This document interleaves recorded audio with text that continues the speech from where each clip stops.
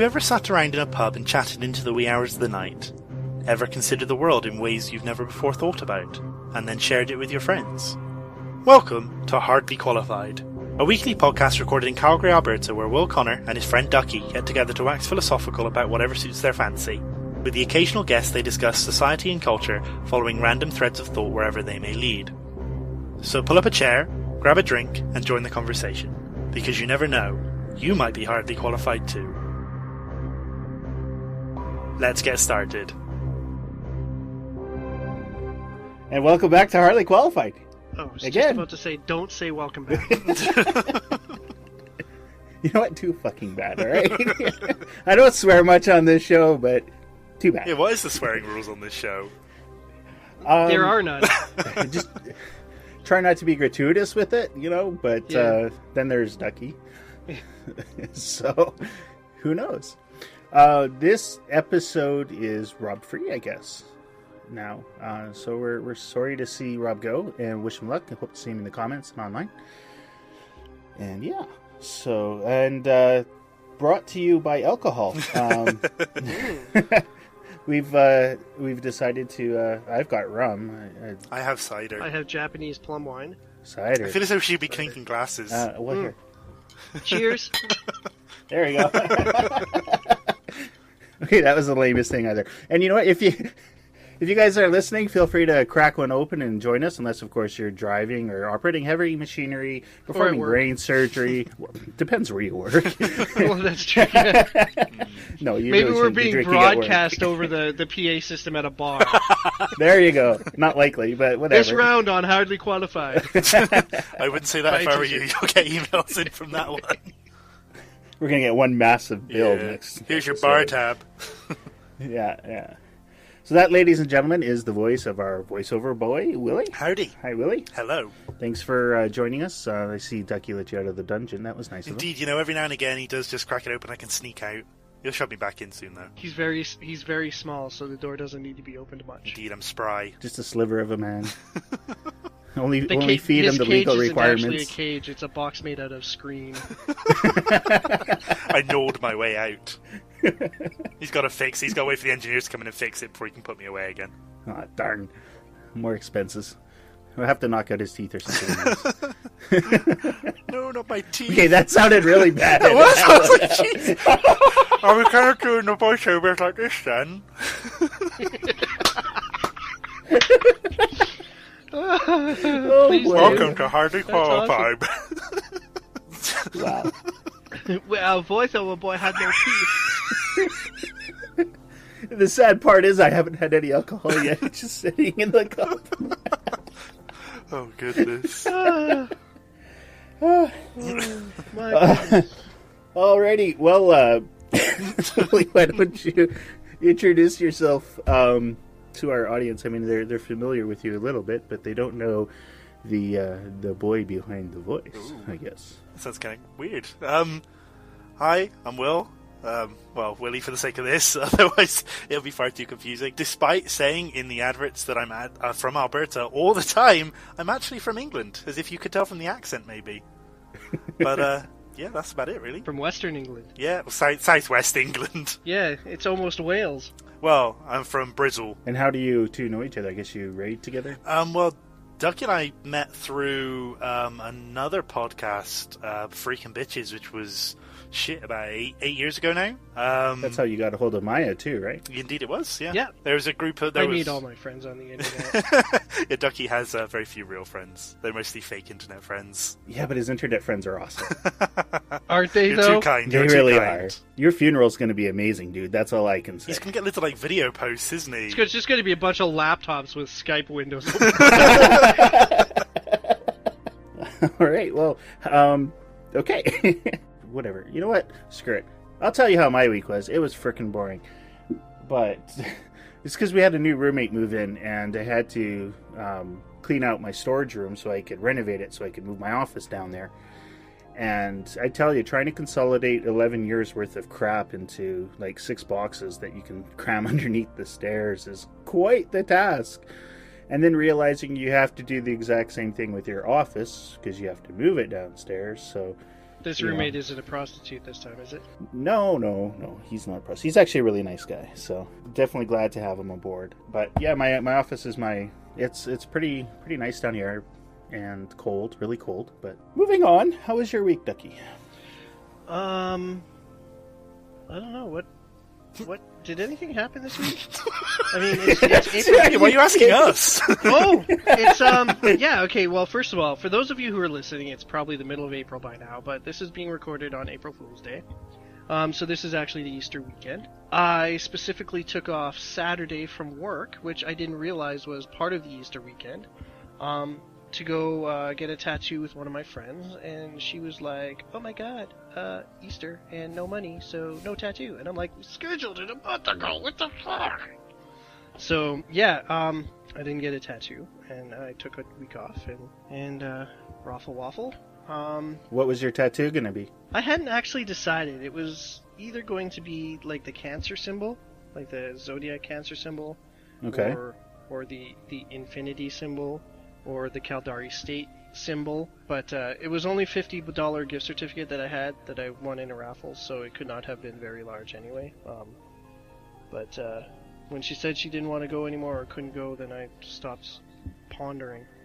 But we'll figure something out. Was it going to be your first? Yeah, it'll be my first. I don't have one. I want one, but I don't know what to do. Do you have one, Willie? I have two. One on each forearm, on the inner forearm. Ducky's seen a picture of them and he laughed at both of them, so... What are they? Describe them for our audience. On my left inner forearm, I've got a feather, which has like beads shoved onto the ends. It was kind of taken off a much bigger Native American design. It looked really, really cool. But I do. Does it make you run faster?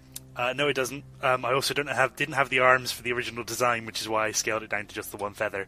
Because the original design was some guy who had biceps that were about the size of my head. And that didn't work very well for me. And on my right inner arm, I have an hourglass framed within a lightning bolt. And that one's just to remind me that there's always a time limit on everything. Huh. Pretty good. I have a computer science professor at Mount Royal. Well, actually, I haven't taken him yet, but I've seen him everywhere. And he is a really big guy, both in all three dimensions, I guess. Like rotund or tall and or buff and girth, stocky. Let's put it that way. And he's head to toe in tattoos. That's so awesome. if you see him, and he's got piercings and everything, he looks like, this mean biker guy that you say the wrong thing is going to beat the crap out of you. But of course, he's a huge geek, right? So he's a professor in a computer science department. And when you look at his tattoos, they're all science fiction fantasy tattoos. That's cool. So he's got like Stargate tattoos and Star Trek tattoos, Star Wars tattoos, like video games, all sorts of different symbols. So from a distance, you're like, yeah, I don't want to go near that guy. And then you get up close and you just can't stop looking. Wow, at Darth it. Vader, that's so I cool. recognize. So, yeah. I think tattoos are generally becoming more socially acceptable as a medium. Well, not necessarily. There was, I work in a convenience store, and there was a guy who came in all the time. He was a busser at a local restaurant. And he actually got fired because he had a labrador ring that he said, look, it's new and it's healing and I can't take it out, so no. And they fired him for it. Seriously? Really? Yeah, for having a labrador, which is the under the lip. It's not through the lip, but it's like right above, like between the chin at the base of the gum line or whatever. Okay. Yeah, and he has multiple other piercings and tattoos, and he's like a little goth kid. But he's a really nice guy. He was good at his job, and it seems kind of shitty to me that he lost his job because, the guy in charge had a bias against tattoos and body modification. So I think it's a generational thing. I honestly, there was a news story I saw on it a couple of months ago. They were talking about, how there's a labor crisis in retail, or there was anyway, in Calgary, and the students are constantly being turned away because they have piercings they won't take out, or they have tattoos, and I don't really think most people care. I mean, as long as they're well done, right? Well, and non-offensive, I think, is the key thing with tattoos. Like, I mean... And I think most people who do it, their tattoos are very intimate. I mean, just by their nature, they're intimate. They're on you. They're not going away. I mean, a ring or piercing you can get rid of and let heal. A tattoo, you can't let it heal unless you like spend a lot of money on laser surgery, even then, right? So I don't have. I doubt there are too many people out there with tattoos that say "fuck you, the world," you know, or I mean, the prison crowd or whatever, maybe. On your forehead or something, like I've seen some people with some tattoos, and obviously there was that person who rented, wasn't it? They rented their forehead on eBay to the highest bidder, and they said they would get a tattoo. The Golden Casino, I think it was. Yeah, jeez. GoldenCasino.com or something. Yeah. How much did that cost? He got $160,000 or something for it. Oh, not worth it. Not worth it at all. Not even worth the laser. Maybe if it was UV ink or something, you know, the UV reactive ink. Maybe. There's a parlor in West Edmonton Mall that specializes in bioappropriate UV reactive tattoo inks. That's pretty cool. So, you know, then you can go all hog wild and you don't have to worry about it. Well, speaking of that, there was I saw a post wandering around Facebook, as they always do, talking about radioactive tattoos and how they're giving people cancer, and I'm like, really? Like, this... It's just... Everything's radioactive. It's a matter of dosage and time. Yes, and the thing is it's not radioactive, it's reactive. Yeah. Which means that it doesn't do anything unless it's hit with UV light, and then all it does is luminesce. It's not radioactive. Okay, good. I was glad that you clarified that, because thinking radio reactive, that would be kind of interesting.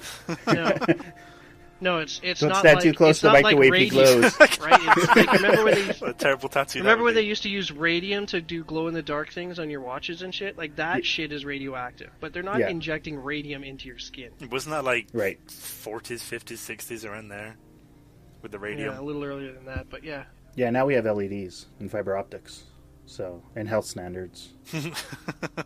Anyway, and cell phones. Who has an alarm clock anymore? You know, when I was cleaning out our office, we found like, and these boxes, we found 3 alarm clocks, and we're like, what do we do with these things? They're useless to us now. So we're gonna put them in a garage sale and let them be useless to somebody else. I bet you will use your phones for alarms. Oh, absolutely. When they work, you know. Sometimes they decide, not today. But most of the time, it's easier, right? Our smartphones are, or even non-smartphones, feature phones have alarm clocks in them. So, but yeah. So we downed Horadin today or yesterday. Yay! That's always good. Giant Triceratops. Giant Triceratops that we spent probably 30 attempts on before we finally downed him. This is another obscure video game reference. Kind of not obscure, hopefully.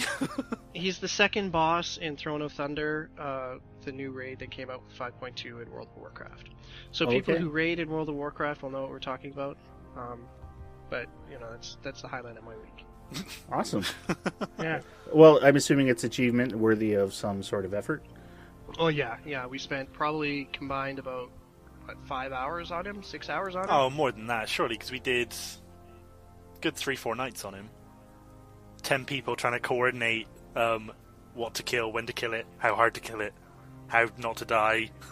Wow. And then we basically the fight is that there's a Triceratops in the middle of this big arena, and there's 4 doors around the arena, and sequentially each door opens and spawns more monsters for you to kill, until you trick the dinosaur into smashing the door, the gate shut, and then it collapses, and then the next door opens, and you've got to go through all 4. And then when you get all 4 doors down, a big guy shows up, you kill him, then you kill the dinosaur, and you win. We had never been past. This takes about 60 man hours to accomplish. Yeah, yes. Well, a little more than that. But we had never gotten past the 3rd door. Like, we had seen the 4th door once or something, and we were just on the verge of wiping, and we wiped, and everybody died, and then the next time we went in, and we did the 1st door good, and the 2nd door good, and the 3rd door good, and the 4th door good, and then the boss showed up, and we're all like, what do we do? What do we do? What do we do? And then we won. Because we had never been there before, and then we won. And luckily I video recorded it all, so I put it up on my YouTube channel. I've been recording all our raid first kills, throwing them up. Are you gonna It's actually gotten us a couple... yeah, I can put it in the show links if people care. But I hope they care. They've listened to 10 minutes of it already. They don't have a choice. The thing that's good about it is that apparently we are more entertaining than the raids, I guess, as a raid team. And we have actually been getting people wanting to join our guild because of how entertaining our discourse is during the raids. Yeah, the videos are recording all of the noise. It records my music, it records everything that's coming through on Skype and Vent and the sounds in the game, and it's just like an experience. You're sitting in my chair doing what I'm doing. Right. Aware of everything that I see. Including 40% of my Chat. UI is my chat bar, apparently. But he still misses all the raid chat that goes on, but then I guess that's just a ducky there, isn't it, really? Absolutely. If the DBM doesn't say it, I don't care. But yeah. And you know what? Listening to you guys talk about it, it sounds absolutely, completely absurd. Yeah. But I'm just as guilty. I mean, at least your game, you guys play progress. Like my game, it's the same freaking continent, and there's 3 of us battling for eternal control of the same property, and it's a constant tug of war, and doesn't go anywhere, and it's designed to last a good 15 years, and I love it, and I don't care that nobody else does, and yet I listen to you guys talk about it. I'm like, you freaking losers. But It's no, we just keep a saying pretend dinosaur. But I get excited because we're getting new equipment upgrades next week. So, Yeah, I know, right? Goodness. Woo! It's all it's one of those things where you got to do the coke to understand what it feels yeah, like. ones right? and zeros, ones and zeros. I want all the ones and zeros. That's right. Goodness. Yeah, okay, so enough silly nonsense. Well, speaking of waste of time and video games, North Korea. Interesting segue. Yeah. Well, actually, you know what? before we Tiny get little on- country that's completely surrounded, threats nuclear war with the world's largest superpower. It's kind of, Yeah. Waste of Yeah, time. I've seen the internet has just exploded with memes now. There's like one where it's a picture of a U.S. battle fleet with B-2 bombers and 8 aircraft carriers, and the caption reads, North Korea has challenged the United States to a game of football. They have elected to receive. Right? And then there's another one where, those little toy rockets, they're little foam rockets on the end of a stick, and there's like it's attached to the Nerf ones. like an air pump. Yeah, and you stomp on the air pump, and the air pressure I shoots saw the that rocket one. off. Yeah, where he's Somebody had photoshopped a picture of Kim Jong-un standing on top of one of those saying, North Korea plans to test its nuclear missile program. So, yeah, I mean, North Korea, they would not survive any kind of conflict with South Korea, with the Americans. They will not be able to rely on the Chinese because luckily I think the Chinese, even though they're a bunch of communists who like, world domination, they like world economic domination. And you can't sell shit to people who are dying of radiation poisoning. Exactly. So I'm pretty sure that Chinese are not going to back, militarily back the North Koreans if the North Koreans trigger a nuclear Armageddon. Well, the Chinese and the Russians have said that they wouldn't. Yeah. That being said, hopefully North Korea is smart enough not to start something. But it looks like North Korea is playing the same game that it's been playing since the 1960s. Is, pump up the rhetoric, make the threats, and basically coerce or, demand appeasement from the international community for more aid. Saber rattling. Saber rattling, yeah. And the thing that really, I think, is retarded about these people is that they want aid from the international community, but they wouldn't need the aid if they didn't spend all their money on building nuclear weapons with which to threaten the international community into giving them aid. Or you know what I mean? Lavishness for their elite. It's just, it's almost like what North Korea needs is to go to war. I know I hate to say it, and it's a horrible thing to advocate, but maybe what North Korea needs is to get his fucking ass kicked. Well, we were talking about this last night. We had some friends over, and we were looking at a couple different scenarios. And one of the things we were talking about is, okay, so they launch a nuke at the U.S. How is the U.S. going to respond? They're probably not going to go nuclear because then that will drag, Russia and Iran into it. And why would they need to when conventional warfare is fine? I mean, their B-52s can be there in 15 minutes, and I don't think it would take much more than a couple of hours to level Pyongyang. I mean, even if they do turn the lights out, it's not like they don't know where they are. Yeah, just look for the one dark patch, right, in the middle of the Middle East or the Far East. So, the other thing that one of my friends brought up was an interesting comment that I really hadn't thought about was North Korea is essentially Nazi Germany contained. There's charismatic leadership. In fact, they've done a better job of turning their citizens than Hitler ever did. But because they're trapped, they can't get out. The world just, is put them in their holding pen and gone on about its business, essentially. I mean, you look at it, they're a very supremacist race. They think that the Americans are sending aid out of fear and deference to them. Yeah, they're paying tribute. They think the Americans are afraid of them. They think the South Korea are worthy of genocide. You know, the rhetoric is incredibly similar, and the structure is very similar. It's a military leadership. It's a fascist state. I mean, there's a lot of parallels, which kind of, you know, makes you wonder. So, if we say that we went in, if we dealt with Germany because of the way they were treating people, then the question becomes why not? Same thing with North Korea. If it's really a humanitarian argument, and really it isn't a humanitarian argument. It's about global threat. It's about economics and resources, and it's always been about resources. All wars are resource wars. Because after all, how much of... Depends how you sell it. Sorry. So I was just going to say, how much of Korea at the end is bark without bite? I mean, at the end of the day, Nazi Germany had the bite to back it up. Yeah, they did invade 4 other countries in the first week of their existence or whatever, right? So, well, not the first week of their existence, but, you know, they marched through Czechoslovakia, Poland, and France in like a month, right? So, I mean, I don't see North Korea doing that, even with the nuclear weapons. Even though the fact that they've severed all connection to the South, they've redeclared war, declared the armistice as invalid, you know, and have put their military on high alert as of last newscast that I saw. Right. But then haven't they been doing that for a while? Well, they've been ramping up to it, but I mean, it was Saturday that they finally openly declared war on the South? Yeah, they're in a state Forgetting, of war. of course, that they've been in war for the last 50 years. Technically, they've been in a state of war, and they've just had a ceasefire that's lasted 50 years. But they're ending their ceasefire, is that it? Or?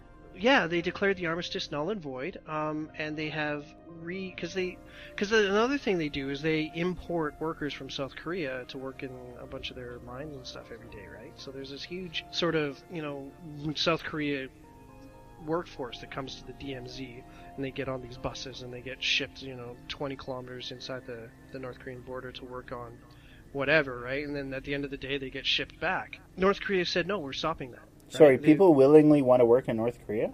I guess I don't know I don't know the details about it, but you know, that's one of the things that they had talked about on the news, was that they had stopped the import of workers every day. Wow. Yeah. I mean, that's shocking to me. I mean, just the absurdity of it, but also, I mean, the reputation of forced labor camps and everything. But again, if they see South Koreans as subhuman, it's not surprising that would be their stance.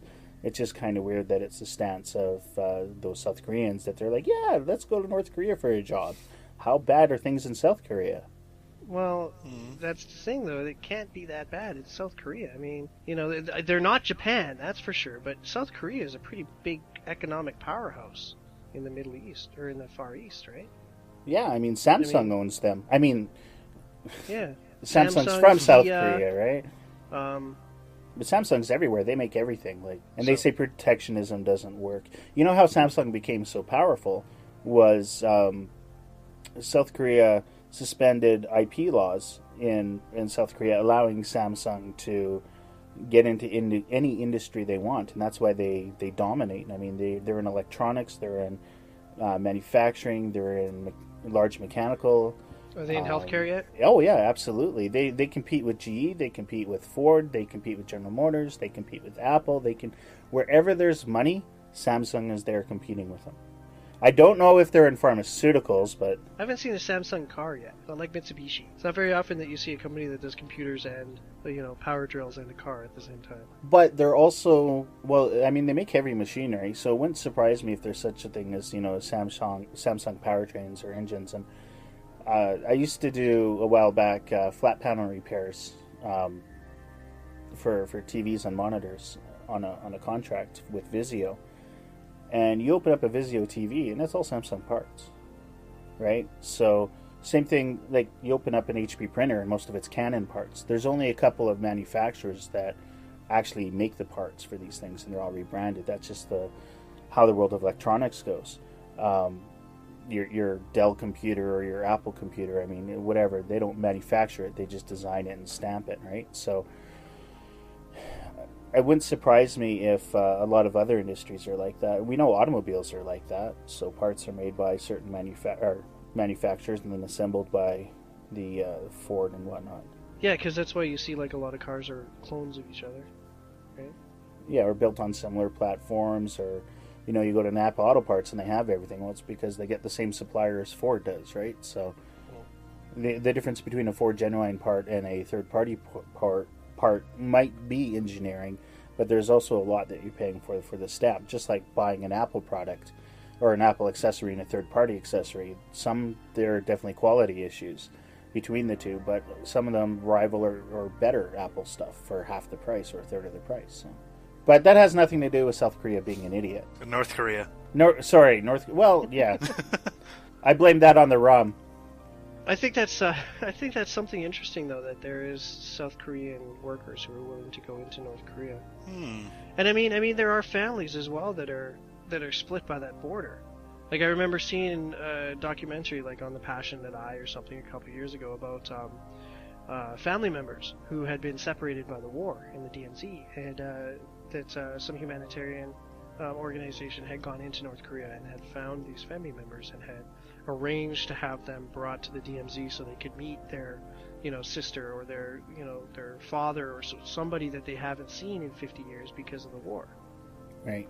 Right. So I mean, it's a really sad situation. It's almost like, well, it's exactly like a civil war that's lasted 50 years, where you have brother fighting against brother, and now you have the children of the brothers fighting against each other. You have cousins fighting against each other. Like, I don't think it's for lack of a willingness for reconciliation, at least on the South's part.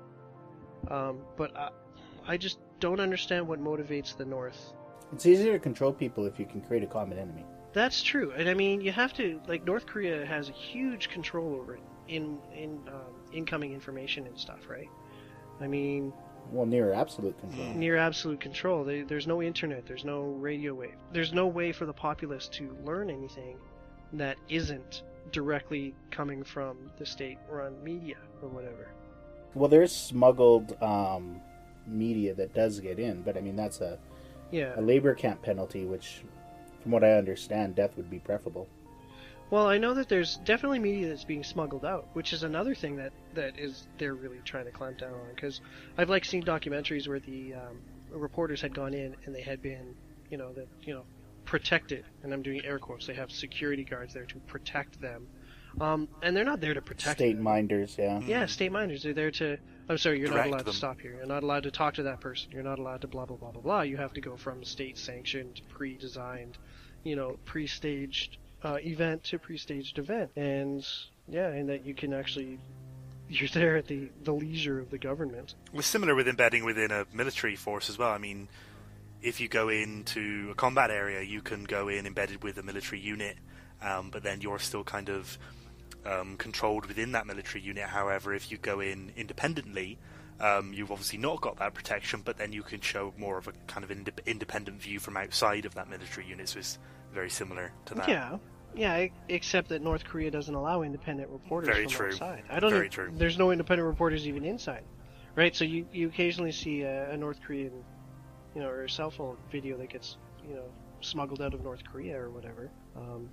But it's nothing like we like to say that Iran and the Libya and Tunisia and these kind of places were hotbeds of dictatorship and control and government censorship and that kind of stuff, but nobody can rival the North Koreans for populist control.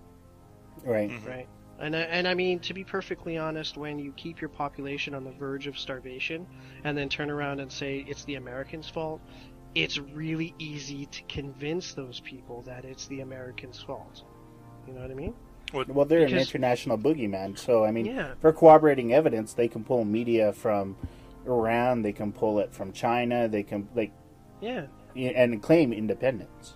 And the fact is that they see, how the United Nations is, layering sanction against sanction, or sanction on top of sanction on top of sanction against North Korea, and they can use that as justification for this is why you're starving to death, Right. As you were saying And earlier on, it's the common enemy, the us and them thing.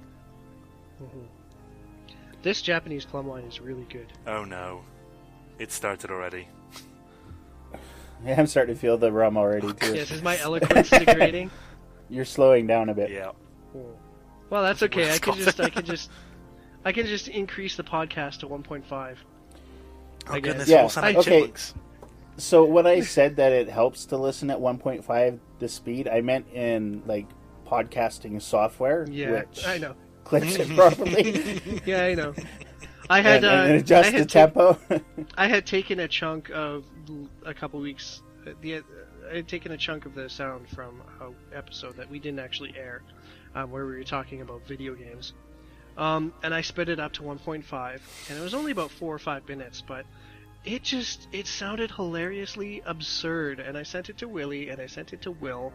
And I was like, we need to do an entire podcast like this one of these days. And it's just like we're talking about serious issues, but we're all like, and it sounds so hilarious and absurd because of that sort of dichotomy that we're like squeaky little chipmunks, but we're talking about these deep philosophical issues. I thought that was pretty clever. Drop it after the outro. Meh. It's 5 minutes long though. Well, they don't have to They listen can to skip it out if they want. It's at their tail. Whatever. Right? Yeah, fine. How many people listen to the outro anyway? I mean, I do. I haven't listened to it since I made it, so. There you go. So, but I mean, you spend hours upon hours editing the podcast. I don't think you're. But, oh, great! I get to sit down for 90 minutes and re-listen to the whole thing again. I mean, I listen to it to make sure everything is produced properly and we haven't missed anything. But yeah. All right. Well, we're sitting at about 35 minutes in, so let's take a quick break. Well, you know what? Before we do that, Willie, can you say McLean's for me? Is this McLean's or McLean's or however you crazy Canadians wanted me to say it? It's McLean's. McLean's. Yeah. As in Die Hard. Yes. Yes. McLean's. John McClane. John McClane. Well, let's go sell some magazines. Hey there, HQ fan. Do you read Maclean's, Money Sense, Chatelaine maybe? Because if you do, you can go to the Hardly Qualified main page and click the Rogers button there to help support Hardly Qualified. You're going to read it anyway, right? So you might as well help out Hardly Qualified in the process, since we get a cut of any subscriptions earned through our site. And if you don't read any of the Rogers Media magazines, perhaps now is the best time to start. So remember, if you love the voiceover boy and you don't want him to get any more beatings, you'll read some magazines from the Hardly Qualified page. You don't hate voiceover boys, do you? I remember the first time I heard that, I'm like, oh my god. I had no direction. It was literally, here's the giant wall of text. Read this giant wall of text. I'm like, so how do you want me to say this? How do you want me to say that? That's probably the worst thing about it, is whenever I get this wall of text and it says, right, read this out. It's like, okay, well, you've given me no kind of direction on whether you want it fast or whether you want it slow. I mean, the intro, I remember when I recorded it, like, I talk quite quickly, so I did record it quite quickly. But if you listen, it's actually slowed down, I think, by 0.5, isn't there, or something, Ducky? Yeah. So I kind of talk a little slower.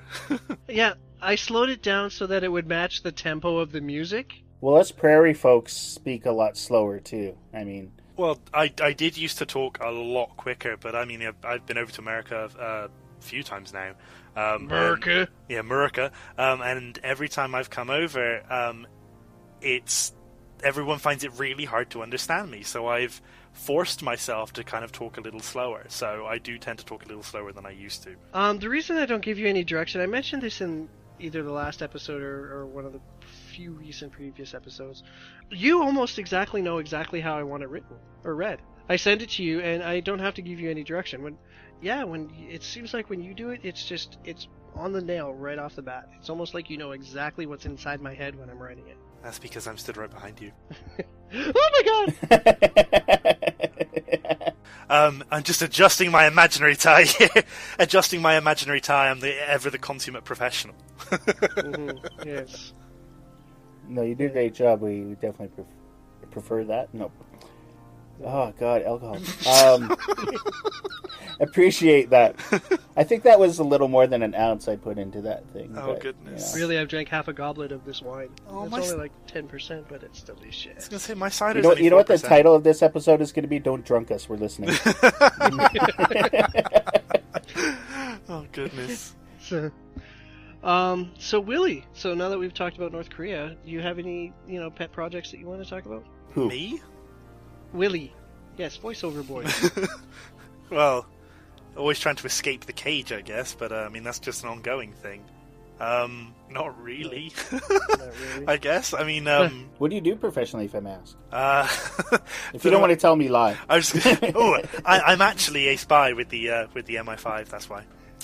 You screwed that one up. Yeah, darn. Or it's a double bluff. I'm actually telling you to try and make you think I'm not, even though I am. Oh, wow. That's how clever we are here in Britain. We're that good. I know. I've seen Skyfall. Yeah. Puts the intelligence in British intelligence. Indeed, it does. It definitely does. A brilliant film. Though. I was so insulted for your country when I saw that. I'm like, nobody is that incompetent. No IT department anywhere is that. I was upset. It misrepresented my industry. Well, oddly enough, talking of Skyfall, I actually work within the cinema industry. Oh, do you? Yep, I'm not allowed to say where though because I've signed a disclaimer that says I will not discuss my place of work. So I can say I vaguely say I work at a cinema and make allusions to films and stuff, but I think that's about it from what they've said. Okay, so you sweep a floor at a 6 theater? No. More so, I'm the customer service monkey. So if anyone has an issue, I'm the manager who gets to come down and deal with all the angry customers, which is fun. Oh, do people get angry often? Like, yes. What's a common complaint? Prices are too expensive, queues are too long. It's kind of the general customer service issues that I assume Ducky gets similar to. Give as it to me. Give it to me now, right now. Yeah. I deserve it right now. Yes. I'm entitled right now. Give it to me now. Even though the film started 5 minutes ago and I arrived about 2 minutes Give it to me ago. for free. Yeah, even though I arrived about 2 minutes ago, I still want to get in for my film now, despite there being a huge queue for every other film that's starting in about 20 minutes. See, really, I look around it the other way. I'm like, show up early. You know what time the movie starts? Be there on time. Oh, the amount of times I've wanted to say Buy that your to people. ticket online. Yep, but unfortunately, as we all know from customer service, we can't say the things we'd love to say as much as we want to. Do you get a lot of demands for refund? I mean, I've seen some movies where I've gone back and I'm like, yeah, I want my money back. Yes, and I love telling those people no. Sorry, Will. But we had movie 43 out recently, which is terrible, avoided at all costs. And we had quite a few people come at the end of that saying, what the hell was that I just watched? Can I get a refund, please? No, sorry, it's not up to us to give a refund just because you didn't like the product. It's up to you. If you really wanted a refund, go speak to the producers. Right. We just show it, that's all. Some theaters, within half an hour, especially if it's opening weekend, because my understanding is that, well, the opening weekend, the studio gets all the box office receipts and then it starts declining, right? The majority of it. It depends on which on what kind of rental service we've got with it. Right. I used to do theater counts, so that's kind of my understanding. That's, by the way, if anyone ever offers you a job, general listening audience, to do theater counts, walk away. Run screaming. They say it's like free movies and you're going to enjoy it. You're going to be around movies. No, really, what you do is you stand outside the theater door with a little clicker and count people going in, and another one counting people going out. And then at the end of the movie, you reconcile the two, and then go reconcile it with the box office receipts. And so the movie you got to see through like a little sliver of a door. So really, really not worth it. But anyway. And I'm sure they annoy the hell out of you guys, too. We don't have those people over here, but I mean, that's just because we're kind of in a suburban cinema, I guess. I imagine they'd have those in the big West End ones and stuff for the premieres. Right. Well, anyway, it's just to make sure that the theater's not ripping off the distribution company, so... Anyway, that was a whole segue. Yeah, because I know my experience with the theater industry is paying my $16 to go sit in a chair and watch a movie for 2 hours. Well, I know some of them, if you come out within like half an hour, they'll refund you. Yeah, we'll do the half an hour refund thing. Like if you go in there and for whatever reason you can't stay or whatever. Yeah. Then.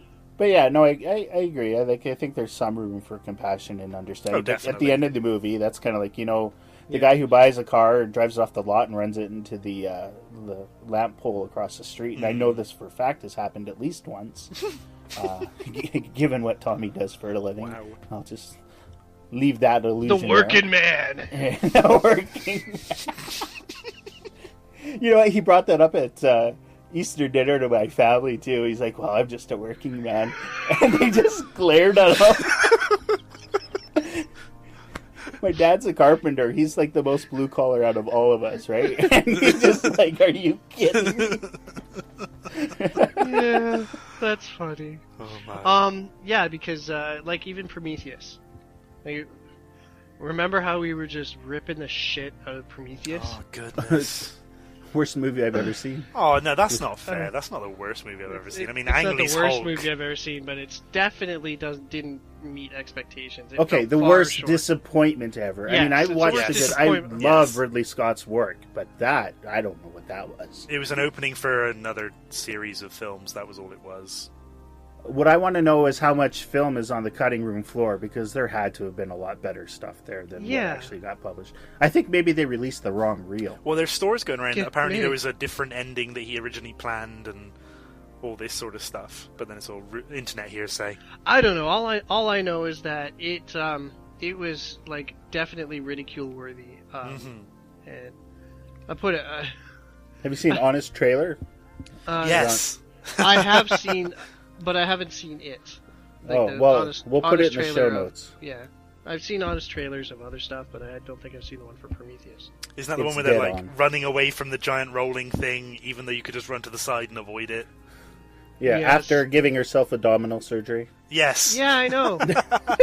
Like, remember last week or the week before where I was talking about how Laura Croft gets a freaking chunk of rebar jammed through the middle of her Oh, abdomen? you were through moaning her kidney about or that whatever, as and- well. Oh, shut up. And then she does parkour.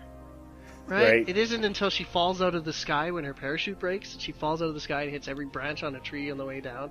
That's when suddenly the pain is too great that she can't do parkour anymore. It's And exactly parkour like that. is running Free running. on walls. Free and- running, yeah. The most, I everywhere. think the definition is to get from point A to point B in the quickest and most efficient, manner possible. That's a YouTube exploration for those who are wondering what parkour is. Yeah. Parkour. On the it's vlog a this French week, thing. Felicia Day actually did. Was it Yeah. last Monday? Actually, she did an intro to parkour, which was rather Yeah. humorous to watch. It was funny. The girl she was with was doing everything perfectly, and then she's like, and the thing is, Felicia Day is an actress, right? So she's tiny and she's thin and she's, she cares about her pretty face and not about her body's health. And this other girl is like muscle and lean and toned and is capable to do these freaking like climbing things. And I'm like, see, that's the way you actresses should look, okay? Yeah, but Not- Felicia not Day's like one of us kind anyway. of- She's a geek anyway, so that's. I mean, her Yeah. build is like I guess that's true. Yeah, Geeky the guild female. was awesome. yes. Yeah. And so, what's her new Was- thing? The flog? Is that what you called it? She's Vlog? got a YouTube channel, a like vlog. yeah, YouTube. No, I of think act- it's Flog. It's with an F because Yeah, it's Flog. Felicia Day, right? It's Felicia's Ah, log. okay. It's And- part of the Geek and Sundry channel on YouTube, which is YouTube went around picking a certain number of people to give money to, and Felicia Day was one of the people they picked to come and promote certain shows. And she would say, right, this is a plan I've got for a show.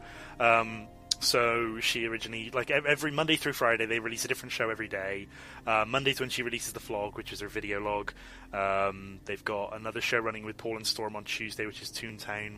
Wednesday, I can't remember what comes out on Wednesday. But Thursday, I'm really excited about, because it's just been confirmed for a second season, is Tabletop, which is getting its first new episode this Thursday, which is Thursday the 4th? Yes, 4th. And Friday, they keep chopping and changing on the schedule on that one. But yeah, so that's where that comes from. Okay, so you just filled out our show notes like crazy. Okay, Will, your job, Willie, your job for this week is to fill out our show notes. I can do that, I guess. Tell me We what need format links. it needs to be in, and I'll whip them all out. We need links, and we need titles, and we need excerpts. Well, I had something I was going to interject with, but it has lost me. Sorry. Yes. That's not your fault, it's Captain Morgan. Trailed It's on. Captain Morgan, Morgan. yeah. Darn that Captain, Captain Morgan. He keeps bugging me. He sat out there on the desk. Drink me. I don't know why a captain would have a voice like that, though. forget me, Will. Kind of poking you. Come on, Will. Come on. Oh, I know what I was going to talk about. The YouTube April Fool's Day jokes, right? So Did you see what Google came out for YouTube? No. They did this whole commercial that you have until, I think it's the end of the month or something, whatever it was, to watch and download your favorite YouTube videos, because the contest is over and they're shutting down YouTube. Oh, God. And that YouTube was just a contest to find the world's greatest video, and they'll come out with the winner in 2025 or something.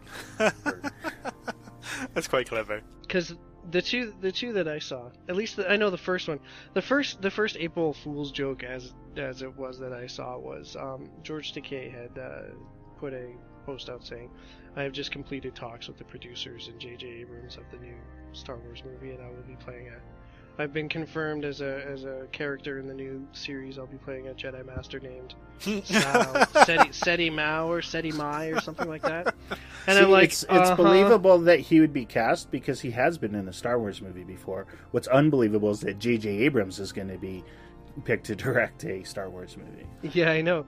But I mean, right off the bat, that's one of the things that I pointed out is that at the best of times, usually I'm pretty, likely to be skeptical of any claim made on Facebook, but particularly I'm, predisposed to disbelieving any claim made on Facebook. Any claim at all on this fine day. Right? Well, and I mean, like, somebody else had posted something on Facebook that had basically said, let me see if I can find it again. The only Musical good part interlude. of April Fool's Day. Musical interlude. Thanks for the musical. Yeah. We're stepping into a lift We for a needed minute, that. please. Floor 4, thank you, Ducky. The only good part of April Fool's Day is that it shows people what it's like to be a skeptic for the rest of the year. And that quote is attributed to a man named Phil Plait. The bad astronomer. Or Yeah. astronomer, not astronomer. Astrometer. No. Sorry. Asteroid. Okay, you know what? This drinking and recording the podcast is a really bad idea. Well, I said it had to be the show I was on. That reminds me of another post that I had saw, is that somebody had said, that there was whoever decided to call astronomers instead of scientists was a Oh, retard. that's cool. But then that kind of links to Scientists. Sci-Fi. though. It's Scientists. Sci-Fi, no one likes Sci-Fi. But then wouldn't they be a meteorologist if they were? Because meteorologist sounds like astrologist. So it doesn't sound as credible. I'm going to start calling them scientists now. The hell was that? That was my can of cider. I've drank my bottle of cider. I now have a can of strawberry and lime cider. Cider. Swedish. This is Swedish cider that I'm drinking, which is kind of weird. Ruskirdabushki, Ruskirdabushki! Oh no. Dude, I've you set are up on the so shelf. racist. I have just alienated Maya and all of her Yeah. friends. Although she's not Swedish, she's Norwegian, so you've definitely Yes, but alienated she's her. been living in Sweden for like the last decade or something. Oh, okay. Right? So, That's okay. We've already lost all our Swedish listeners. Yeah, they stopped listening as soon as you started doing the Swedish Chef. That was it. We lost them weeks ago. Do you think when they watch Muppets in Sweden, they don't have subtitles for the Swedish Chef? They have it for every other Muppet instead. Oh boy. I'm from England. This is what we do. We are generally racist, so it's okay. That's where it came from. Well, I was discussing this with some friends in work actually the other day. We were talking about racism in general, and especially racism in England. How it's kind of built within the society almost, whereas in somewhere like America, it's Really very is, yeah. very obvious racism. You had segregation, and there was white and there was black, whereas in England, it's kind of more built within the society, in that you make a comment, you make a joke, like something like that, like about the Swedish Chef and stuff, but then you kind of laugh about it, and you kind of expect everyone else to laugh about it, because it's not said with malice, it's just, ha ha ha, look at those silly Swedes. Yeah, because like, are you guys familiar with Avenue Q? Yes, hilarious. Okay. Avenue Q is like an adult version of Sesame Street. They have a song that they sing called Everybody's a Little Bit Racist, and it points to that exact point, that racism is an inherent part of human culture, and trying to defeat or destroy racism is patently absurd. That our goal instead should be to restrict or deny discrimination based on race, which is different than racism altogether. because everybody has their own prejudices when it comes to people who are different than them. Some of it is fair, some of it is not fair. But the point is that it exists, and to try to say that we should eliminate it, I think, is unrealistic. I mean, the thing is we need to be willing to accept that it exists and be able to work around it or to deal with it, rather than to either deny that it exists or that it shouldn't exist. Because a lot of the things that, like, I saw a study that was released a couple weeks ago about babies are inherently racist. And these are like infants that had just been born. Basically, the study that they did is they had a puppet that was like the baby, and a puppet that was not like the baby in some very obvious sense. Like, if the baby was white, there was a white puppet and a black puppet. And so the baby identified with the white puppet a lot more than it identified with the black puppet. And the way they tested this was that they introduced a third puppet who was mean to the black puppet, and the baby liked the mean puppet. Liked the puppet that was mean to the black puppet more than it liked the puppet that was mean to the white puppet. Does that make sense? Yeah. Okay. Sounds very weird, right? though. Yeah, but it's kind of this sort of indirect thing where it says, I identify with you because you don't like that thing, and that thing is different than me. That means I like you, you know? And this is sort of inherent in nature. It's inherent in human, you know, like, these are children who have not been socialized yet. They're infants, right? They're 6 months old. So that's really the, you know, enemy of my enemy is my friend type of thing, right? Yeah, type of thing. And I mean, that is something that has been, you know, indicative of human culture, and it's, you know, arguably has been something that I think has protected a lot of cultures for a long time, that the others, those that are not like us, are threats, and we need to protect ourselves or be prepared to recognize them as threats until proven otherwise. You know? Because a lot of the times you have a lot of tribal conflict, you have a lot of, you know, arguments and fights over what is, you know, between groups of people who are different. And they may not be because they're different, but the fact that they're different lends itself to conflicts between them. And it takes overt action and effort and, you know, investment to sort of overcome those differences. And that's something that we really have, like, in the last 100 years or whatever, have kind of, you know, tried to beat out of our culture. And it's a laudable goal, but I think it's unrealistic.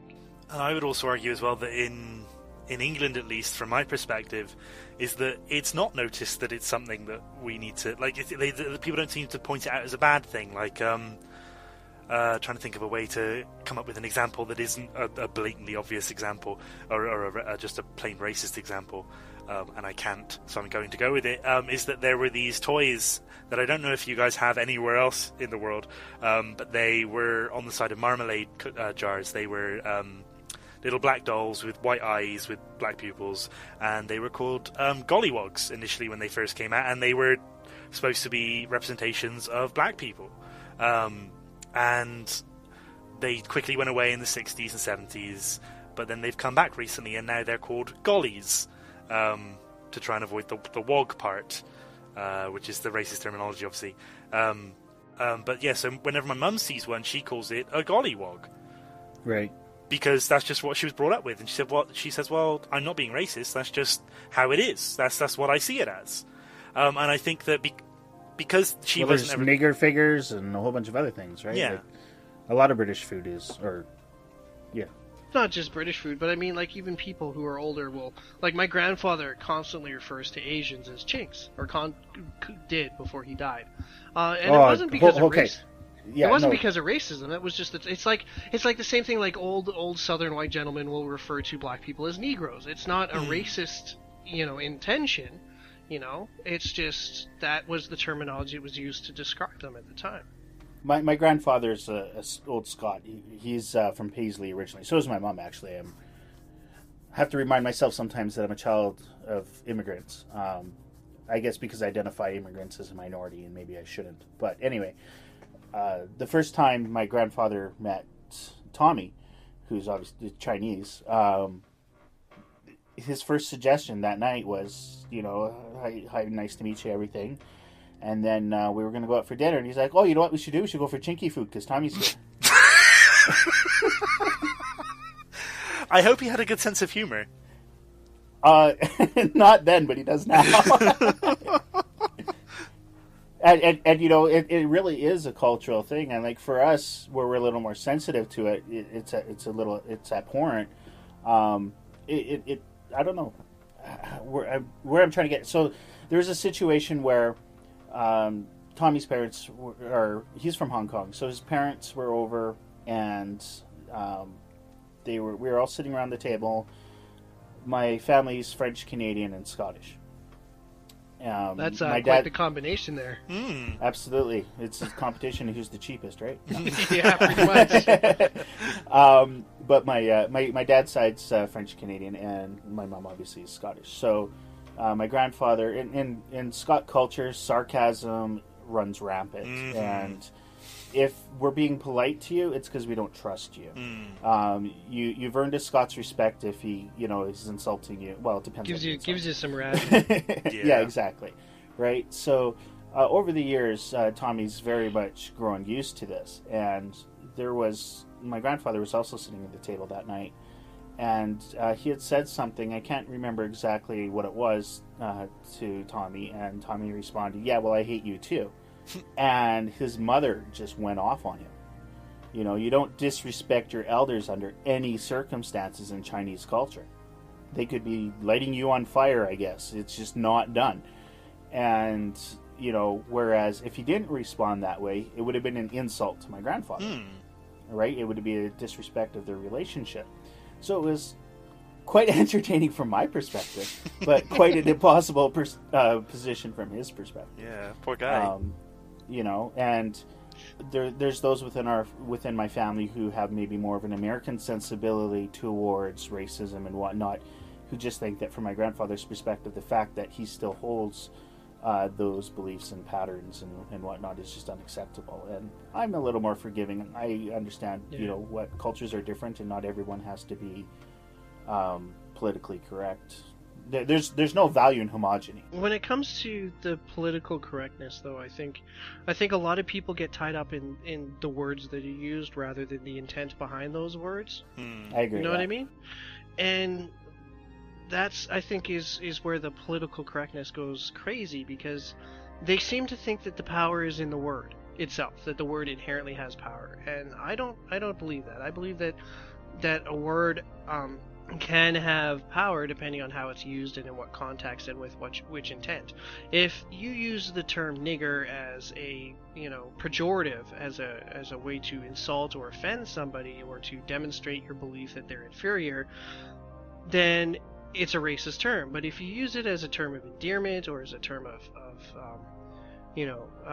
acceptance or whatever, I mean, then it's not, you know, a racist term.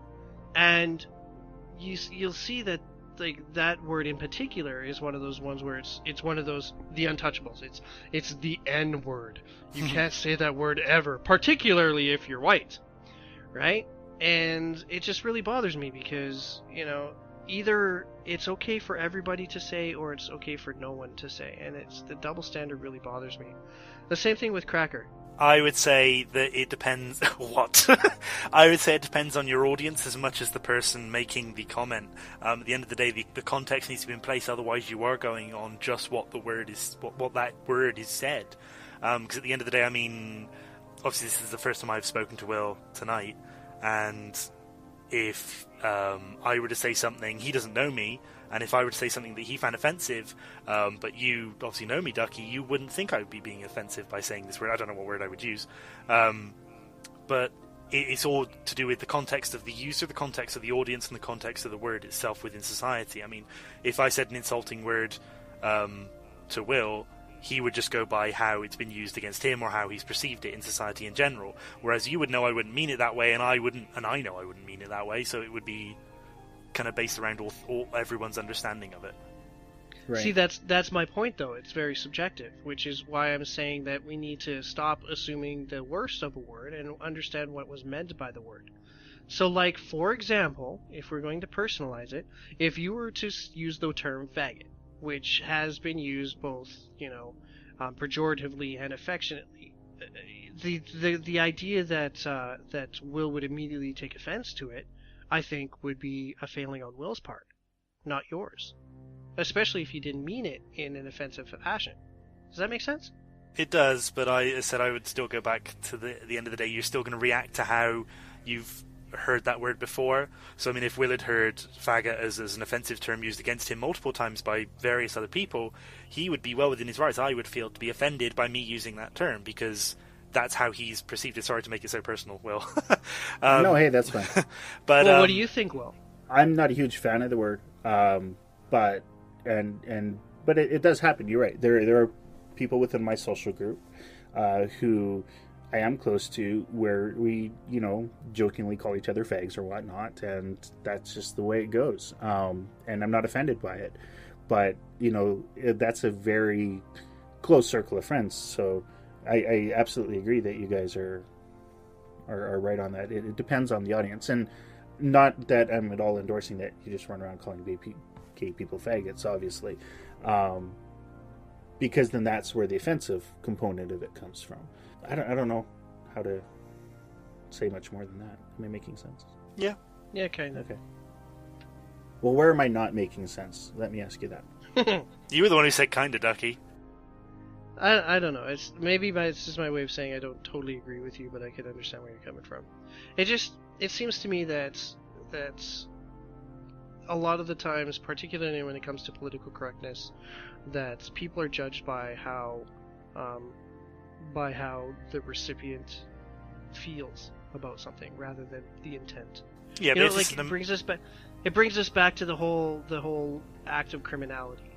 Whether or not that laws should be based on the act of the criminal and not on the the beliefs or feelings or situation of the victim. You know what I mean? Let's jump into that a little more. But before we do that, let's run George Harab. George Harab.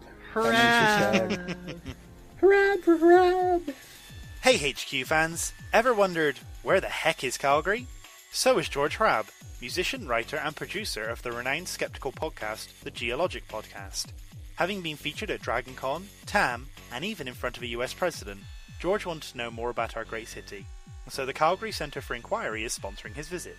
So if you, like him, will be in Calgary on April 31st, go to cfiyychrab.eventbrite, spelt BRITE.ca, and book your tickets.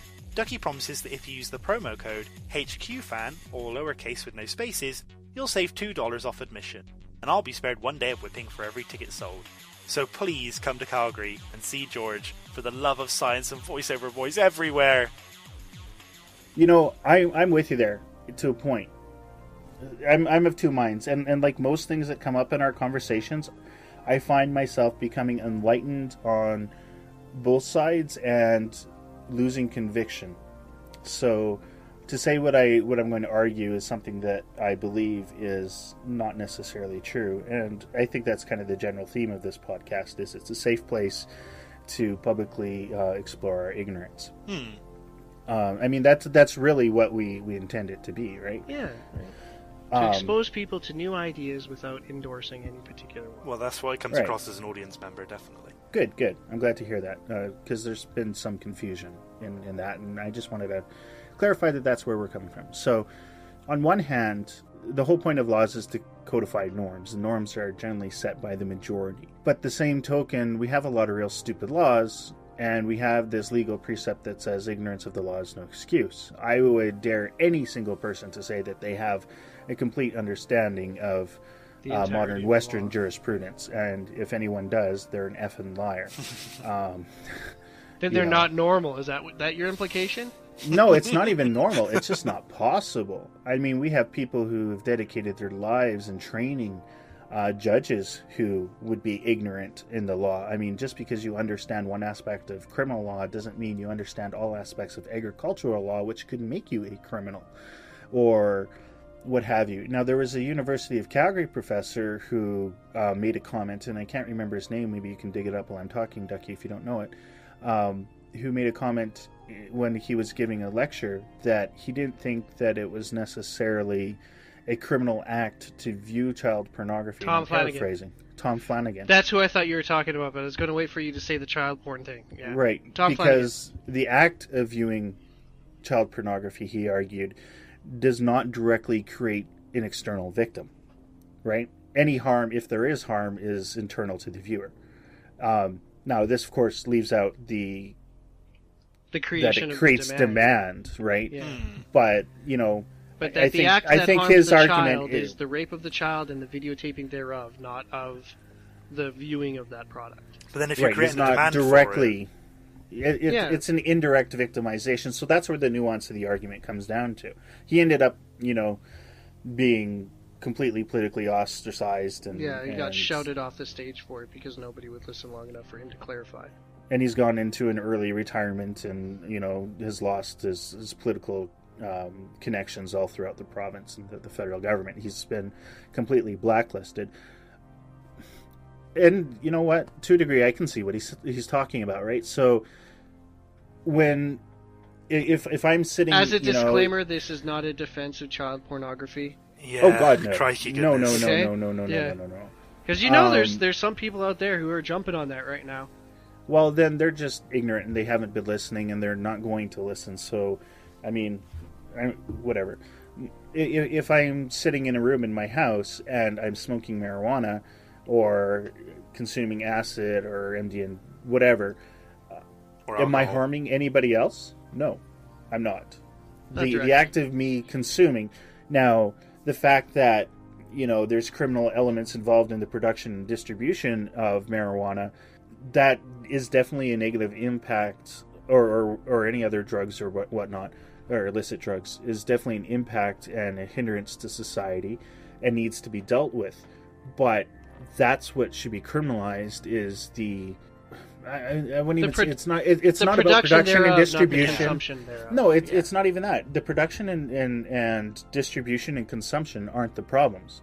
The problem is that we've decided that for whatever reason we don't like this because it's politically convenient, or maybe there are real world health implications to, consuming these drugs, such as bad ecstasy, cocaine, blah blah blah. Right? Yeah, but that's a side effect of the criminal enterprise creating it. Like, to be perfectly honest, if you're going to create ecstasy in a government lab that was strictly monitored by the, CFDA, or something along those lines, right? The chances of you getting a bad batch of, ecstasy is about as unlikely as getting a bad batch of beef. Right? And this is why, moonshine is illegal. Hell, this is why unpasteurized milk is illegal, because there are real-world public health implications for not, controlling the production and proper distribution of these things. But nobody, you can't be arrested for drinking alcohol. You can be arrested for actions related to over-consuming, or improperly distributing, or walking down the street naked because you've drank too much, if that's your thing. But the actual act of consuming harms nobody, and I think that's the point that Flanagan Tom was trying to make. So, discuss. I think it was a very volatile subject to bring up, though. A very, very volatile example, I guess I should say. Yeah, see how I moved it to drugs, though? Well, because he was coming at it from the sort of libertarian perspective, though. Like, his point was that we each as individuals are the only person who has the authority to decide what we will or will not put within our bodies. And I think that he was using child pornography as a really bad example of that sort of disconnect between... Because, governments love to legislate morality. And that's one of the things that we run into problems all the time. That's why you have, anti-abortion laws. That's why you have, prohibition of drugs and alcohol. That's why you have, even in some states in the state, or some states in the U.S. where, even homosexual relations are still considered illegal, right? Because they're trying to legislate morality. From a libertarian perspective, the way I look at it is, and I'm using libertarian for our American viewers because it's actually politically conservative, blah, blah, blah, Listeners, sorry. If you're viewing this podcast, you're doing it wrong. That or you're creeping in the bushes. But yeah, from a libertarian perspective, the government doesn't have the authority to dictate, you are the only person who has the authority over your own body. That's it. You're the only one who has the right to that. And from an atheist perspective, even when it comes from morality, is it consensual, and is there demonstrable harm to somebody? So let me advocate for the other side then. So if you agree that if you assert that you're the only one that has to worry about what goes into your body, because ultimately... No, I didn't say that. I said you're the only authority who can make that decision. You're not the only one who worries. I mean, if you're a smoker, you have family members who can be worried about your health care. But it's not even worry. So the rationale that the governments give for jumping in on these things is, well, there's public health costs, which come at the cost of which is another thing that policing and infrastructure and and that all goes counter to libertarian perspective, right? If you're the only one who has the authority to make a decision about the well-being of your body, you're also the only person who has the responsibility to maintain the well-being of your body. Right, but there are also real world. I hate using that, and I'll stop. There are implications for not... Oh, Captain Morgan, get out of my head. I'm trying to think. Is he singing a little sea shanty dancing around? Meanwhile, in England... Oh, no, okay. So there are implications to society for not addressing abuse or the effects that come out of consuming these substances, whether it be an illicit drug, alcohol, child pornography, whatever it is that you're talking about, because of the production issues, because of quality control issues.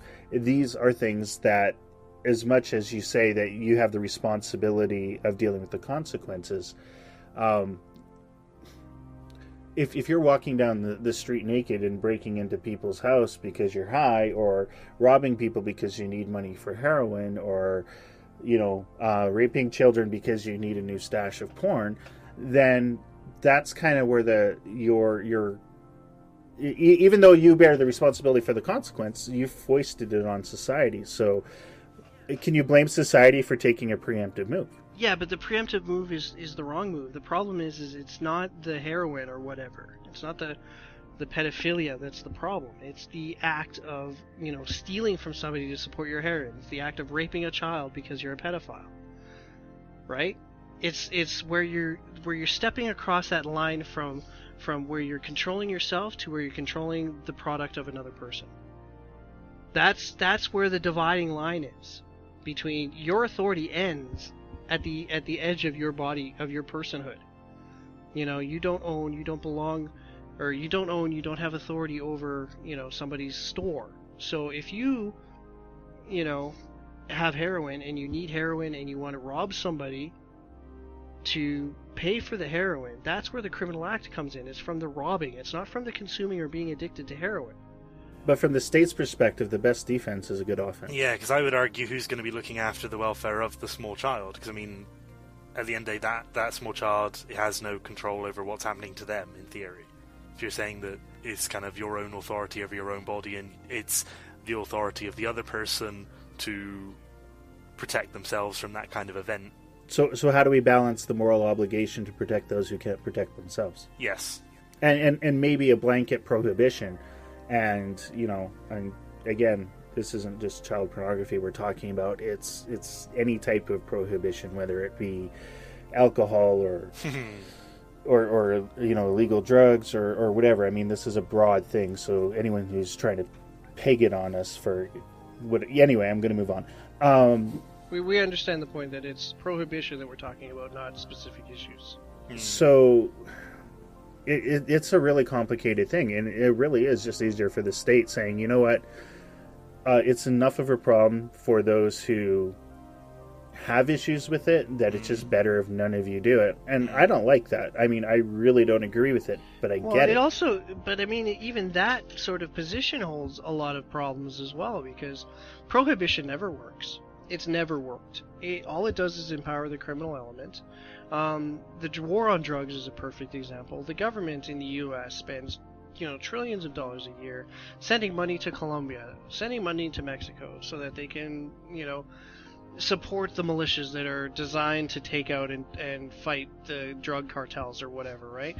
The money that's spent in policing, that 60 or 70% of all criminal convictions are drug related.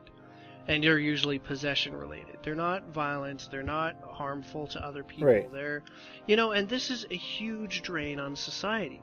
And they are demonstrably shown not to work.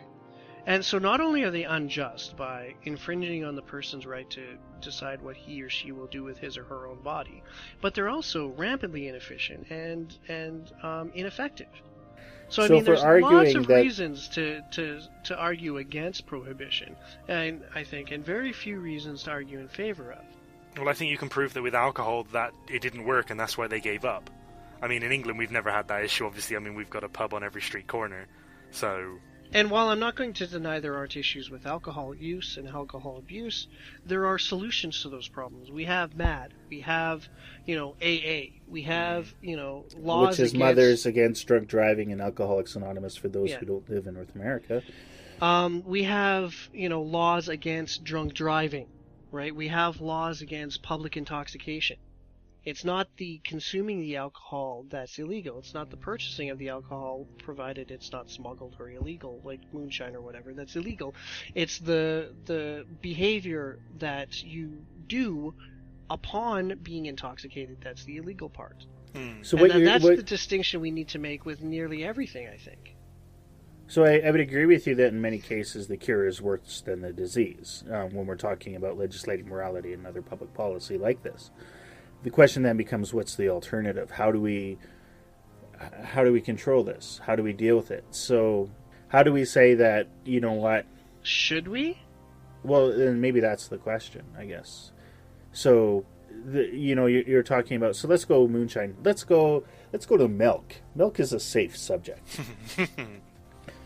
So there is a contingent, especially in New York State, where it's seen a bit of a revival, that feels that the government's insistence that all milk be pasteurized is infringing on their right to drink raw milk. Now, raw milk and they say it tastes better. Maybe it is. Maybe it isn't a quality issue. I don't know. I've never tried it. And even then, my opinion doesn't matter on it. Okay, so the point being is pasteurized milk from a public health perspective is infinitely better than raw milk. I mean, milk goes bad at warm temperatures really, really quickly because of and I'm talking about pasteurized milk, because of the amount of bacteria that's in it. Unpasteurized milk is lethal if you let it sit on the counter for too long. It's only like a couple of hours. I mean, you wouldn't want to do that with pasteurized milk anyway. It'll destroy the quality of it, but at least it's still drinkable. Raw milk, it could kill you. So, do we say, well, if you want to drink raw milk, drink raw milk? Well, I think we should say if you want to drink raw milk safely. You know what I mean? Own your own cow. As soon as you pump it out of the cow, put it in the fridge. It's only good for 10 hours, 12 hours. At the end of the day, you throw it out. You don't leave it overnight. These are the best practices when dealing with unpasteurized milk. It doesn't mean that unpasteurized milk itself should be banned. But who are you to tell me that I have to throw it out after 12 hours? What if I like it for 15? If you like it for 15, then if you get sick and you fucking die, it's on you. But it's not. It becomes the state's burden. How does it become the state's burden? Because we have to retrieve your body. We have to bury you. We have to process you. We have to do the paperwork. That's what life insurance is for. We have to deal with your grieving family. We have to deal with the loss of our tax base. We live in a... This is where the libertarian argument falls apart for me. I'm with you when you're talking about individual rights and freedoms. But it almost supposes that we live in a vacuum, and we live in a very integrated ecosystem as a society. And to say that all the consequences are on you, I mean, yeah, sure, you have life insurance, but what if you decided, because you didn't occur to you, or you just figured whatever, that you're not going to get life insurance, so... Then your body rots in your fucking house. And then it becomes a public health hazard. Then you burn the house down. How much does a match cost? Like, the point is that... When you have rights, you also have obligations. They're a flip side of the same coin, right? And if you're going to demand the right to drink raw milk, then you accept, implicitly or explicitly, the obligation that comes with bearing the consequences of that milk.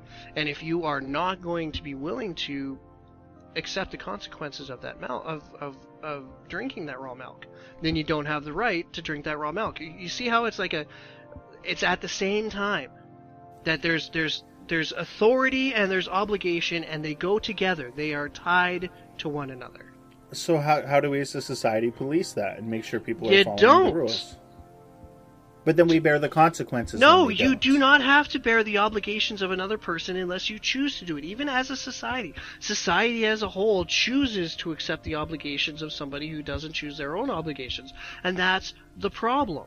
But as Will was saying, how do you do the cleanup then? Because at the end of the day, the buck has to stop with someone. Don't. So you have dead bodies piling up anywhere with people with drink whole milk. Yes!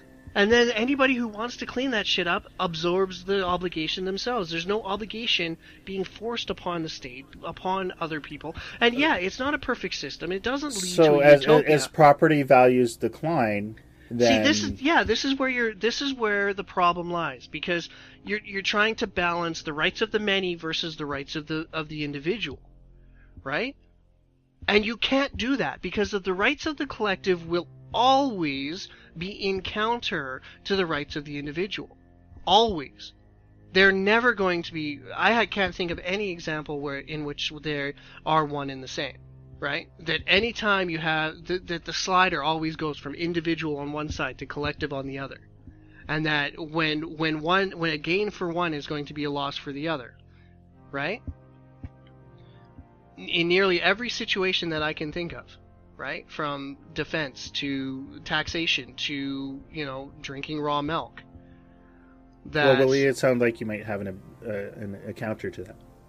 I was thinking, and this is going to sound like a really lame kind of thing to go for, but taking a bit closer to home in the fact that, like doing washing up, if you live in a shared house, and say one person can never bother to do the washing up, they keep leaving the plates to pile up and pile up and pile up, it starts attracting vermin, flies, stuff like that, then the collective has to clean that up, because at the end of the day it's causing a health impact on the collective. Because what that means is that whoever's not cleaning his dish doesn't get to use a dish. So how do they police that? Do you then as a group have to police that person not using a dish? Yeah, you've got your own dishes. Right? That's the environment you don't want to live in. Yeah. I live in a house with 4 other people, okay? And we all have our own dishes. I have my dishes sitting on my desk. Kwana has his dishes sitting on his desk. Abby has her dishes sitting in her cupboard. And Lunchies has his dishes sitting on the stove and in the sink. And Lunchies never does his fucking dishes. Ever. Okay, they're on the counter, they're on the sink, they're everywhere. He likes to make a mess, and he never cleans it up. Okay? So you guys have to deal with it then. Yeah. No, we don't clean up his fucking mess. It's his it's in the sink, to it's clean on your up. stove, it's everywhere. You still got to smell it. You still Yeah. got to see it. Yep. It affects your cooking. Yeah, but see, then that's because we choose him as a roommate. It's part of accepting him as a person. It's his authority to clean or not clean his dishes. And if we don't want to be around somebody who is leaving their dishes lying on the counter for weeks at a time, then we have the option to not live with that person. So what if we as a society don't want to be around dead raw milk drinkers? Dead raw milk drinkers. Those darn raw milk drinkers. So then do we not have the authority to reject But no, them and not say, as you a can't society. be a raw milk drinker? Not as a society. Not as a group. But you were saying that as a society at the house that you would be able to reject Lunchies, in theory, for leaving his dishes around. So how is it not the same on a larger scale? No, so you're saying that socialism is great in individual environments, but authoritarianism works. But when it comes to the state it's has not no authoritarian. Right to Each person has to make his or her own choice, and that is where it ends. There's no society of a house, okay? There's 4 of us living in this house, and 3 of us choose to live here. If we didn't but you're a community. Yeah. Yes, but we don't have like a group dynamic where we enforce rules on people. We have the choice to either accept the people we live with, and if we don't want to live with those people, we find someplace else to live. Well, you've got we don't have your roommates started shitting in the middle of the floor. We do not have the authority to obligate that person to change his or her behavior. We don't have the authority to effect coercion on that person. All we have the authority to do is choose whether or not we're going to participate or allow that person to be around us. And if we choose to accept that person into our personal space, then we bear the consequences of accepting that person. If we don't want to be around that, we have the freedom to leave. And that goes the same for raw milk drinkers. Okay? If there's going to be people who want to drink milk in your fucking house... You're wrong there. And the reason why you're wrong is because if the majority of Canadians decide that they don't want to be around dead raw milk drinkers, we can't just pack up the entire country and go. Yeah, shift all to the other side. No, but all the raw milk drinkers on that side it's not will the go majority. this side. See, you're still looking at the majority of Canadians as a singular group. They're not a singular group. It's just a bunch of individuals who get to make their own choices. We don't make decisions as a fucking group. Yeah, that doesn't matter. That doesn't matter. It still results in each single person is making their own decision. We don't make decisions as a group. We're not a hive mind. We're not the fucking Borg. Okay? Okay, well, each individual person makes the same decision overall, though, because at the end of the day, I'm not going to sit next to a load of rotting dead bodies, and I very much doubt you'd like to as well. Then, otherwise, you can stay over there, and me and Will are moving far to the other side. And whatever organic situation evolves from that is perfectly legitimate. We don't do it from the top down. We don't say that the government is going to mandate how you as an individual live. Okay? It's how every other person individually on their own decides how he or she is going to react to the way that you live if you're impacting their life. But the government isn't external to us. The government is of us. Yeah, no, that is a total fallacy. The government is not of us. It never has been and it never will be. Government is a process by which a few people exert their will over the many. And I don't care how much you want to talk about how it's of us and it represents us. That is pure platitude. Okay? Even if you're in government, okay, if you are the person in government and you're doing your damnedest to represent the views of the person that you're representing, you're still not of that person. You're simply a proxy by which their apparent or expected will is being enforced. Depending on which form of governance and representation you decide to adhere to. And that's still inherently unjust. That's still inherently unjust because the only person we have authority over is ourselves. Ducky, let Will speak. Come on, dude. So, I understand what you're saying, and if that view is contrary to what is perceived as the majority view, because there are so many people that the government covers, it becomes much more laborious and onerous to shift that view, to shift that culture. And that's where people lose faith and frustration with the government and say the government's a separate entity. Because they don't have the intestinal fortitude that it takes to accept that we each are our own piece of authority, our own piece of sovereignty. It's much easier to step back and say that we're all part of this great big whole and that we're simply cogs in the machine. It's really, really easy for people to abdicate responsibility and authority in that sort of sense. And I get that, and I want to buy into it, but on a macro scale, it breaks down. Because it's hard to be by yourself, right? But are we? Yeah, we are. Until there's an implant in my brain mixing my thoughts with Willie's thoughts and your thoughts, then yeah, we're all on our own. But then if we as individuals come to the same opinion on something, are we not then making ourselves a collective just by sheer virtue of having that same opinion? I mean, we're not forcing ourselves to be a group. We're coming up with that opinion by ourselves. So yeah, but that's us doing it. That is, if Willie and Will and I get together and we decide to cooperate on the same endeavor, then that's great.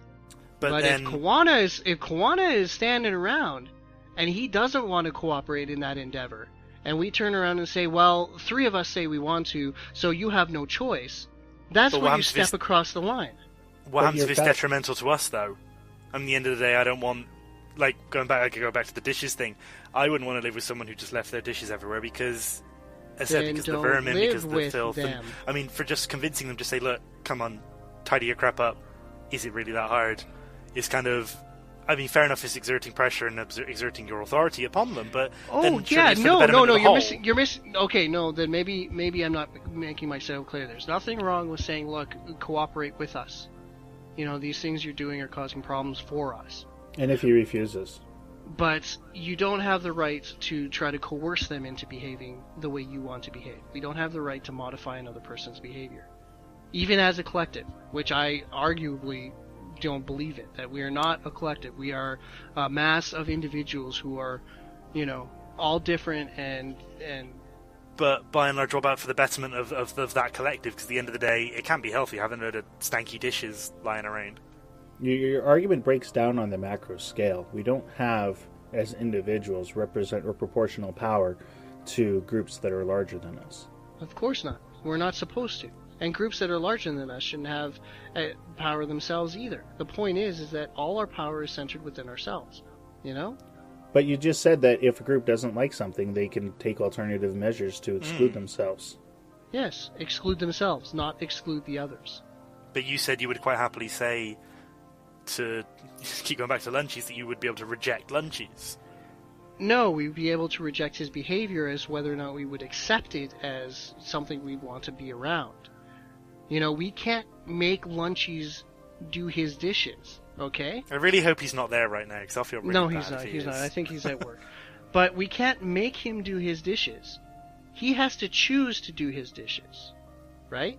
And if we threaten him, or if we, torture him, or if we do some other form of coercion against him in order to force him to do his dishes, we're in the wrong. And if we choose to keep living with him, then we have no right to complain about the fact that he doesn't do his dishes. Right, but on a macro scale, you don't have the option not to live with somebody. Sure you do. Because there's no such thing as a macro scale. So what, I'm just going to shift my country? If something's happening in my country No, that I no, don't no, agree no, with, I that's should my just up po- and that's- leave. That's... I'm sure we'll revisit this conversation yet again. I'm trying to get where you're at, because I understand, but there's just this line that I can't cross, and I'm trying to determine where it is and why you hold to it, and that's why we keep revisiting this issue. So, to be continued after this break that is the rest of your life. Or a week. There you go. I've justified my welcome back, finally. We'll see you after this week-long break. Absolutely. So, thank you very much, Willie, for coming out of your cage. We will invoice you for the knitting, of course. Yeah, I know. Do you have any final thoughts or parting shots? Well, thank you very much for having me. It's been very entertaining. I mean, seeing the sunlight every now and again is always good. Mm-hmm. That's pretty much it. No parting shots? See, Ducky, Willie's a you really smell nice and your mother guy, dresses you funny. Stop using my own insult against me, damn it. That's my insult. I stole that from Lords of the Realm back in, 1995. Okay, clown shoes. That's a nice story, Becky. Keep talking. Stop using my insults against me, oh my god! Okay, clown shoes, calm down. Clown shoes is mine. That's a nice story, Becky is mine. Oh, goodness. I can just hear him quacking on the other end. What about you, Ducky? Any final thoughts? Not really, but I really like the idea of doing drunk shows. Oh, We'll have to see what the listeners say. Well, shut up, you. This isn't drunk. This is just inebriated. No, this is Ducky. He can inhale, he sniffs a bottle of alcohol and he's drunk. There's my savage defense button. All right. So that's an inside joke between Willie and I. Okay. They because it didn't make any sense to me. So. Well, I got drunk at the end of our last raid because we'd been wiping on Horden for 5 hours. No, not at the end. You got drunk in the beginning of the raid. No, I got drunk at the end. It was it was an in the beginning. hour and a half, 2 hours in when I was like, screw this shit. In a 3-hour raid. Yeah. And then I was all like, blah, blah, blah, blah, and they're like, oh, God. Well, bear in mind, these fights are 10 Willie minutes long. was like, oh, God. Oh, God. That is not how I sound. That's kind of how I sound. Oh, God. But when these fights are 10 minutes long, you've got to set up a strategy for them. And then you've got the one drunk guy in the corner who, after about 5 minutes of discussion, goes, you know what would be a good idea is if we did that. And we're like, that's what we've been discussing for the last 5 minutes. Welcome to the conversation. Still a pretty good idea. Tank swapping between doors. Still a good idea. Oh, don't hurt my brain. You can't deny that it's not a good idea. We have adult beverage nights where we all decide we're going to have flying competitions and races. Virtual drunk driving is basically what it comes down to. Yeah. Goodness. Well, that's virtual bear driving, I guess, in Ducky's case. Okay, well, thank you for tuning in to this wildly entertaining episode of Hardly Qualified. Yeah. We haven't decided on music yet. I wanted to. Yeah, we have. Have we? Is it? Yeah, I thought we did. Is it the Yeah, Cats? so we got Transit. Oh, okay. We're going to go Transit. All right. All right, so we are not all cowboys, because we're not all cowboys in Calgary. Calgary's home of the Calgary Stampede, very famous, 88 Olympics, blah, blah, blah. I mean, even though it was so long ago, most people don't even remember it. Oh, poor but a lot of Fine. Sorry, what year is it? Yeah. 88? 1988, yeah. I was Ralph 1. Klein. You made me sad Piss when off. you said the 88 Olympics. Yeah, and all hail the king. King Ralph Yeah, died. King Ralph. So, We'll have to talk about King Ralph next week. Do a whole tribute show to King Ralph. absolutely. Like him or Yeah. hate him, you like him. That's the way it works. So anyway, there's a stereotype in the rest of Canada that we're just a bunch of cowboys and ranchers. And Transit, who is a recent import to Calgary from Victoria, did a song with a lot of the indie bands here in Calgary, and Jan Arden, who's a relatively famous Calgary musician. If you listen closely, you'll actually hear the names of, I think there's some like 53 bands that are named within the song. Anyway, I don't know. You can look it up. But it's a really good song. So here's Transit with We Are Not All Cowboys. And after that, there will be a 7-day-long break.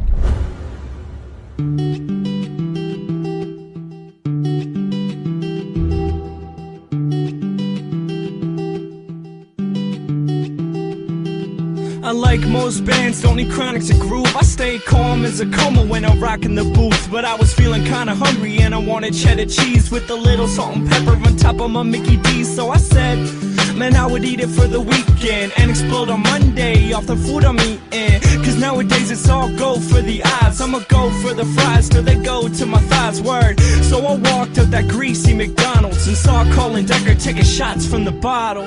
I was king like Dylan and innocent like makeshift till I saw the city fall on the pavement. Looked up, it was raining on the 7th and the evidence for heaven was illustrated in essence. In the circus for the fortune we slip and get tired till we fly like dragons up in the empire. Cause we are not all cowboys. When I point the mic out, you make loud noise, and just scream, yeah, this is how we're changing the scene.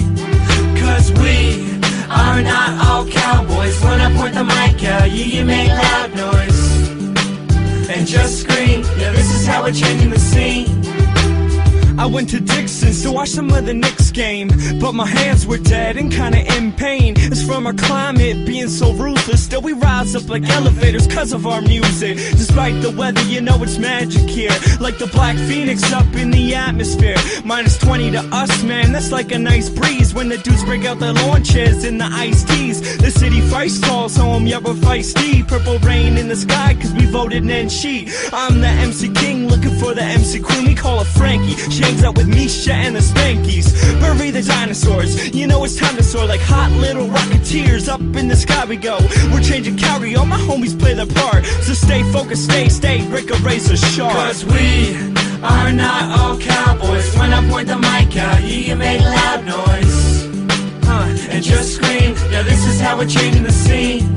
Cause we are not all cowboys. When I point the mic out, you make loud noise and just scream, yeah, this is how we're changing the scene.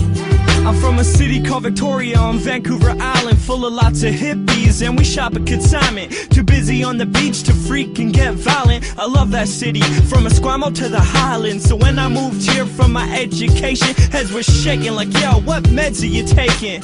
But we are more than your stereotypes, so turn up your stereo tonight. Everywhere I go, these people, they ask me, where is my home now? And I tell them it's Calgary. Some people don't get it, turn their noses up at me. The scene is expanding in the city of Calgary. Cause we Everywhere are I not go, all cowboys. these When I people, point the they mic out, ask you me, make loud noise, where is my home and just now? scream, And I yeah, this tell is how we're them changing it's the scene. Calgary. Cause we People don't are get not it, all turn their cowboys. When I point the noses mic up out, at you me. make loud The noise scene is expanding and just scream, in the yeah, this is how we're city changing of the scene. Calgary. Cause we Everywhere are I not all go, cowboys. these When I point people, the they mic out, ask you me, make loud noise where is my home and just now? scream, And I yeah, this is tell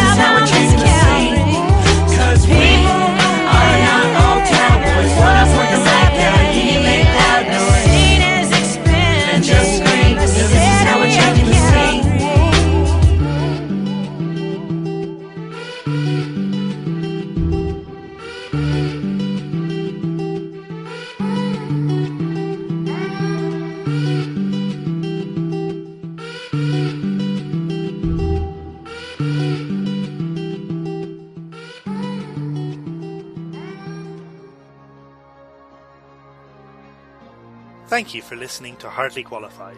Remember to check the website at hardlyqualified.ca for news, updates, references, and to learn how to support the podcast.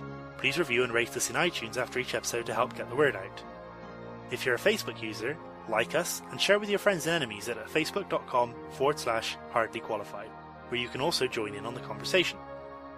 A special thanks to the artists who have donated music to the podcast. We greatly appreciate your work. As always, artists may be found in each episode's reference section. Again, thanks for listening, and remember, knowledge starts with questions. Don't fear them. We'll see you next week.